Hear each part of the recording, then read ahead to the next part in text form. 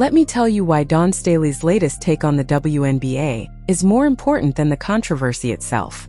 At the WNBA's 30th Anniversary Hall of Fame weekend, Staley looked at all the noise surrounding the league, player disputes, social media wars, political arguments, questions about officiating, and the non-stop debate around who gets protected and who gets punished, and basically said, "This is what happens when you become big."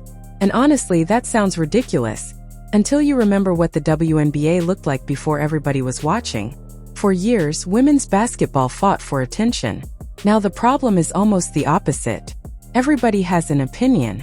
The 2026 season has brought record-level attention, a new media landscape, bigger crowds, massive personalities, and controversies that escape the basketball world and explode into mainstream American culture. The league even drew a record 19,783 fans for the 2026 All-Star Game. But here's the uncomfortable question nobody wants to ask. What if the WNBA has grown faster than its ability to control the conversation around it? Because controversy is no longer staying inside the arena. A hard foul becomes a national argument. A player's interview becomes a political headline. A referee decision becomes a conspiracy. A social media post can turn one player into a hero to one audience and a villain to another. And suddenly, the basketball is competing with everything surrounding the basketball. That is exactly why Staley's comparison to the NBA's growing pains matters. She isn't necessarily saying every controversy is good. She's saying the sheer scale of the reaction proves something has changed. The WNBA has entered a completely different ecosystem. And here's the twist. The league may have finally reached the level of popularity it always wanted. But popularity comes with a price nobody can fully control. The question now isn't whether people are watching. They clearly are. The question is whether the WNBA can survive being watched this closely without letting the noise become bigger than the game.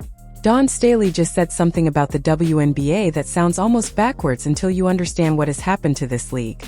The controversy, the arguments, the non-stop social media fights, the debates over officiating, physicality, race, gender, and sexuality. Staley sees some of that chaos as evidence that the WNBA has finally become big enough to matter. And that is the uncomfortable truth nobody wants to say out loud. The league may have reached the stage where controlling the conversation is no longer possible. During the WNBA's 30th Anniversary Hall of Fame weekend in Uncasville, Connecticut, Staley compared the league's current growing pains with what the NBA experienced during its own rise, arguing that these issues can become badges of honor if the league gets through them. That is a much bigger statement than it sounds, because Staley is not saying every controversy is healthy. She is saying the sheer amount of attention surrounding the WNBA is proof that something has changed. Think about that for a second. There was a time when a WNBA argument could happen inside an arena, inside a locker room, or inside a small circle of basketball fans, and most of America would never hear about it. Now one hard foul can become a national debate before the game is even over. One player's interview can turn into a political argument. One referee decision can generate thousands of posts, reaction videos, and accusations within minutes. That does not automatically mean the league is broken. It means the league is being watched differently. And the numbers back up the attention. According to the Associated Press, WNBA viewership in 2026 is running 17% higher than the league's previous record-setting season, while attendance remains strong. That is the part people need to understand before they decide whether all this noise is good or bad. Growth does not arrive politely. It brings new fans, new money, new expectations, new critics, and people who were never paying attention before. Suddenly, everyone thinks they have a stake in what the league should become. But there is a catch, and this is where Staley's argument becomes much more complicated. The WNBA is not simply dealing with more attention. It is dealing with a completely different kind of attention. Social media has removed the old boundaries around professional sports. In the past, players could disagree with teammates, coaches, or even league decisions and leave much of that conflict behind closed doors. Candace Parker made that point during the Hall of Fame weekend, explaining that personal and threatening comments directed at players were once easier to keep away from public view. Now they are everywhere. A player can walk off the court after a physical game and find that the argument has already been turned into a national storyline. A clip that lasts 10 seconds can erase the context of an entire 40-minute performance. And because the WNBA is attracting more attention, There are more people waiting to interpret every moment. Some are genuine fans. Some are critics. Some are looking for political ammunition. Some are simply looking for the next viral argument. That creates a strange situation where the league can win the popularity battle and still lose control of its own narrative. The basketball can be excellent, the players can be more skilled than ever, the arenas can be louder than ever, and yet the biggest conversation online can still be about something that happened away from the actual game. That is why the current moment feels different from an ordinary sports controversy. The WNBA is becoming part of American culture, not just American sports. Once that happens, people stop watching only for the final score. They watch personalities. They watch rivalries. They watch conflicts.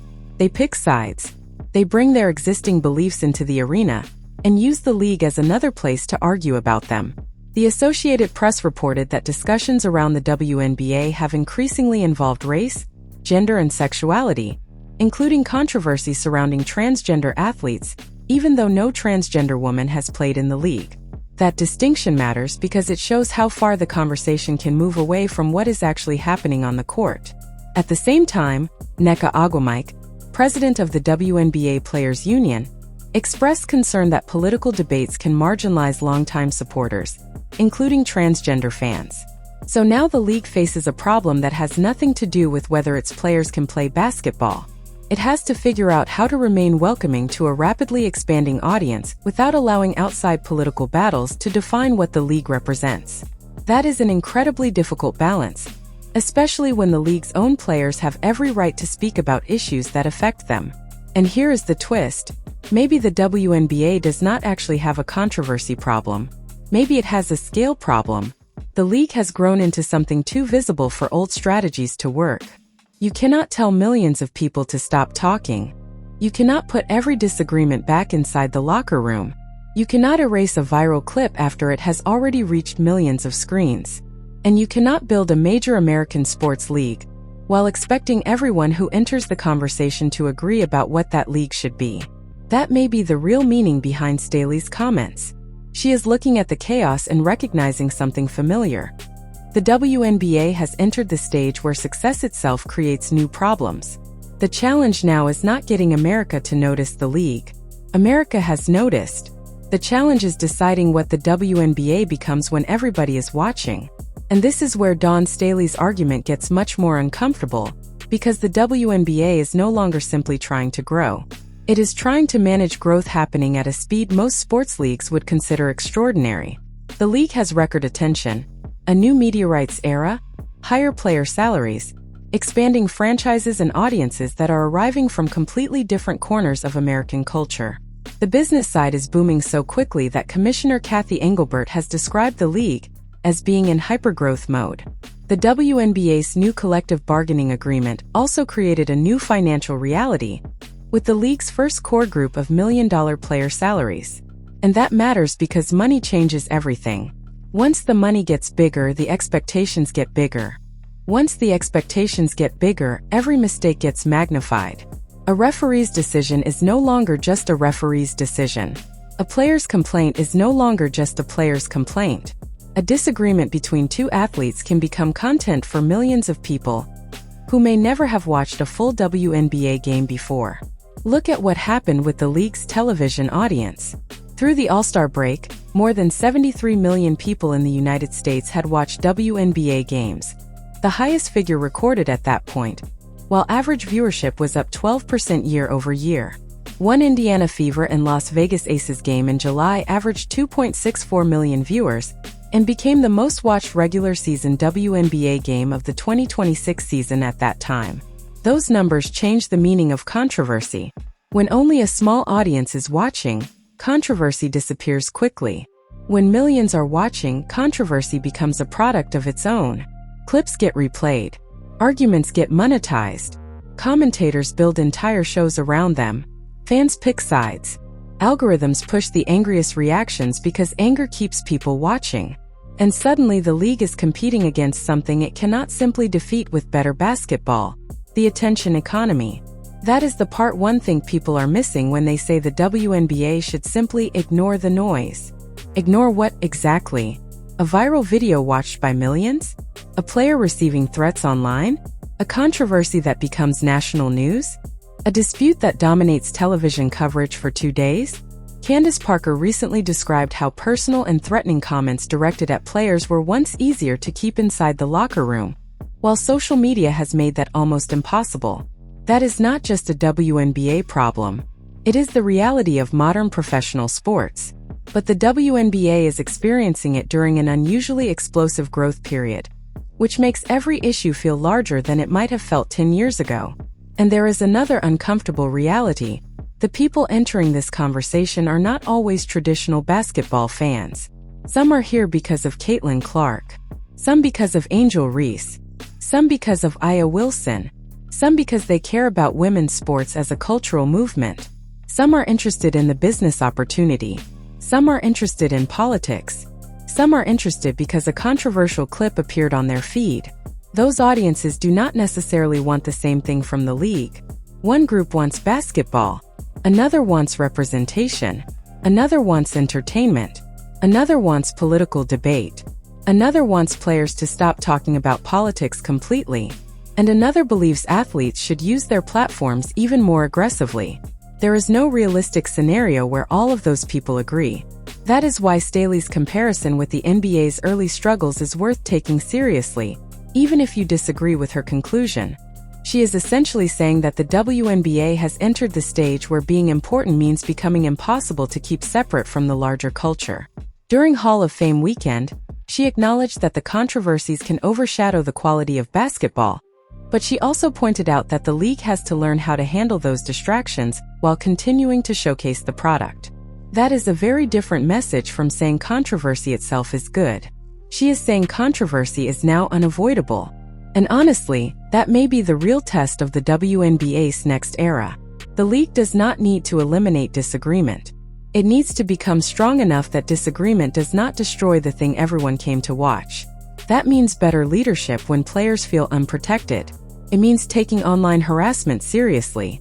It means dealing with officiating complaints before they become bigger than the games. It means understanding that athletes are not robots who can be told to shut up whenever a topic becomes uncomfortable. But it also means protecting the basketball itself, because if every conversation becomes about the controversy surrounding the game, eventually the game becomes secondary. The strange thing is that this problem is actually connected to the success Staley is celebrating. The WNBA is attracting so much attention that even its conflicts are becoming valuable content. That sounds negative, but think about what it means. The league has reached a point where people care enough to argue about it constantly. That does not mean every argument is healthy. It means the league has become culturally relevant enough that people feel invested in its future.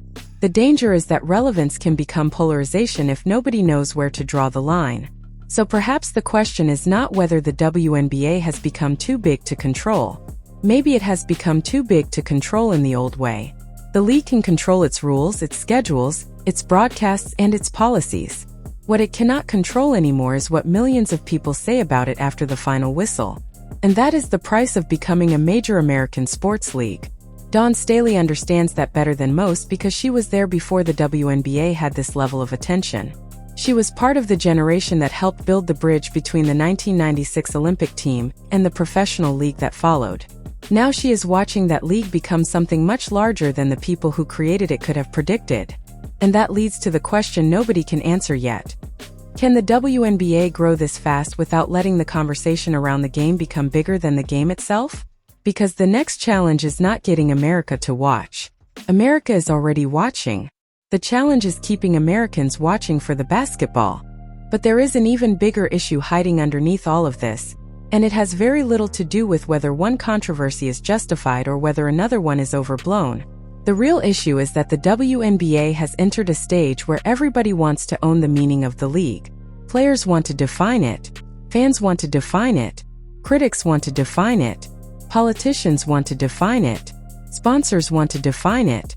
And the league office wants to define it. That is a completely different challenge from simply building an audience. When a sports league becomes culturally important, people stop treating it like entertainment and start treating it like territory. They want their side represented inside it. They want their values reflected. They want certain players celebrated and other players criticized. And suddenly, a basketball game becomes the meeting point for arguments that started long before the opening tip. You can see that happening across the 2026 season. The WNBA is experiencing historic attention while simultaneously dealing with arguments about physical play, officiating, player treatment, social media abuse, and political issues. The Wall Street Journal described the season as one of historic growth accompanied by intense turmoil, while Reuters reported that women's sports overall attracted 28.6 billion minutes of U.S. viewing during the first half of 2026, an 18% increase from the same period in 2025. That combination is important. The controversy is not happening because nobody cares. It is happening while more people care than ever before. And that changes the calculation for everyone involved. Here is the uncomfortable comparison. Imagine a restaurant that suddenly becomes the hottest place in town. The line gets longer, celebrities start showing up, critics arrive, social media starts reviewing every dish, and eventually people are arguing online about whether the chef is overrated. The restaurant now has a problem, but it is a very different problem from having empty tables. The WNBA is facing the sports version of that situation. The league is no longer asking, "How do we get people to notice us?" It is asking, "How do we manage millions of people noticing us at the same time?" Those are completely different management problems, and the WNBA's growth is becoming impossible to dismiss as a temporary curiosity. Reuters reported that 122.5 million Americans were interested in women's sports in 2026, while the WNBA had accumulated 3.8 billion minutes of viewing before the All-Star break and recorded a 71% increase in sponsor valuation. That means the league is no longer operating on the margins of American sports culture. Brands are watching, networks are watching, investors are watching, new fans are watching, and when all those groups arrive simultaneously, every weakness becomes visible. That is why leadership becomes so important now. Growth can cover problems for a while because everybody is celebrating the numbers, but eventually the numbers stop being enough. Players want to know whether the league protects them. Fans want consistency. Teams want stability. Sponsors want a predictable environment. Broadcasters want compelling games rather than endless controversy. And the league has to satisfy all of those demands without pretending that conflict can simply be deleted. The criticism surrounding Commissioner Kathy Engelbert is therefore part of a much larger story. Some players and former players have questioned the league's handling of player relationships, officiating, and online abuse. The Guardian recently argued that Engelbert's biggest challenge is bridging the growing disconnect between league leadership and players. Whether you agree with that criticism or not, the important point is that leadership is being judged differently now. When the WNBA was smaller, mistakes could disappear. In 2026, mistakes become headlines. And social media makes the problem even more complicated because outrage has become incredibly efficient. The most reasonable explanation usually does not travel as far as the most emotional one. A 12-second clip can outperform an entire game. A sarcastic comment can generate more engagement than a thoughtful interview. Someone can watch one possession, decide who was right, and build an entire argument around it before the official report is released. Then millions of people repeat that argument until it feels like established fact. The league cannot control that process. Neither can the players. That may be the most important distinction in Staley's argument. She is not necessarily celebrating the negativity. She is recognizing the visibility behind it. During the WNBA's 30th anniversary Hall of Fame weekend, Staley compared the league's current controversies with the growing pains the NBA experienced as it expanded into a much larger cultural force. In other words, the noise is evidence that the WNBA has entered a different category. But there is a line that cannot be ignored. Controversy can demonstrate relevance, but harm is not the same thing as growth. Threats against players are not evidence of success. Harassment is not a marketing strategy. Discrimination is not a healthy sign of popularity. And a league cannot simply point to rising television numbers and say everything happening around the sport is therefore acceptable. That would be an enormous mistake. The challenge is learning to separate the two. Some controversy means people care. Some controversy exposes genuine problems. Some controversy is manufactured for attention. And some controversy is simply social media behaving exactly as social media behaves. The WNBA has to become sophisticated enough to tell the difference. That is where this becomes bigger than Dawn Staley. She has identified the symptom. Now the league has to prove it can handle the disease without damaging the patient. Because the WNBA has already achieved something that seemed impossible a generation ago. It has become too important to ignore. Now comes the harder question. Can it become too mature to let the noise control the story? And now we reach the question that could define the WNBA's next decade. What happens when the league becomes so culturally important that the basketball is no longer the only thing people are coming to watch? That sounds like a victory, and in one sense it absolutely is. The WNBA has spent decades trying to become impossible to ignore. In 2026 it has achieved that. But being impossible to ignore also means being impossible to protect from outside narratives. The latest controversy does not stay inside the league. It gets clipped, reposted, debated, politicized, and turned into a completely different story by people who may have watched only a few seconds of the original incident. That is the environment Dawn Staley is talking about when she describes controversy as a sign of growth.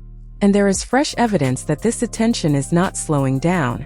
On August 16th, the Indiana Fever and Atlanta Dream drew another major television audience, continuing a season in which WNBA viewership has reached record territory. At the same time, the league has just announced that the 2027 All-Star Game will be played at Chase Center in San Francisco, a decision that shows how aggressively the WNBA is expanding into major sports markets. That is the part of the story that can get buried underneath the arguments. The league is not collapsing while these controversies happen. It is expanding while they happen. That distinction matters. But growth creates a dangerous illusion. When the audience gets bigger, every problem looks bigger too. A disagreement that once involved 20,000 people can now reach millions. A player who makes one controversial comment can suddenly become the face of an argument she never intended to represent. A hard foul can become a referendum on race, favoritism, or league leadership. And once social media decides what the story is, the original context can become almost irrelevant. The 2026 season has already produced intense debate around physical play, player treatment, officiating, and political issues, with the Wall Street Journal describing the year as one of historic growth mixed with extraordinary turmoil. Here is the part that should make the WNBA nervous. Controversy is now becoming a business. Not because the league wants it to, but because attention has value. Every argument generates posts. Every post generates reactions. Reactions generate clicks. Clicks generate television segments, podcasts, videos, and advertising. The system rewards whoever can produce the strongest emotional response. That means the most reasonable voice in the room is not necessarily the one that travels the farthest.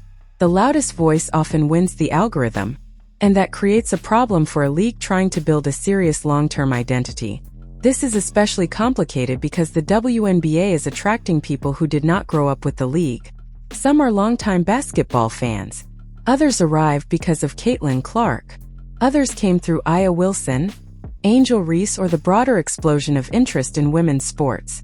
Some fans are interested almost entirely in the competition. Others are interested in culture, identity, and politics. Those groups do not always agree on what the WNBA should be. And now they are all standing in the same digital arena, arguing over the same players. The recent transgender athlete controversy demonstrates exactly how quickly that can happen.